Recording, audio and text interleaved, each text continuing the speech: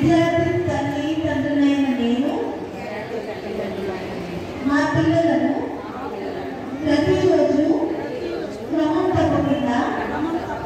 పాఠశాలకు పంపుతానని పాఠశాల అనంతరం వారి చదువుకు ఇంటి వద్ద ఎలాంటి ఆటంకం కలగకుండా సహకరిస్తానని బడి బయట పిల్లలు లేని గ్రామంగా తీర్చిదిద్దడానికి తోడ్పాటు అందిస్తానని తెలియజేస్తున్నాను. పాఠశాల అభివృద్ధి కార్యక్రమాల్లో నిరంతరం పాల్గొని అంకిత భావంతో ఉపాధ్యాయులకు సహకరిస్తానని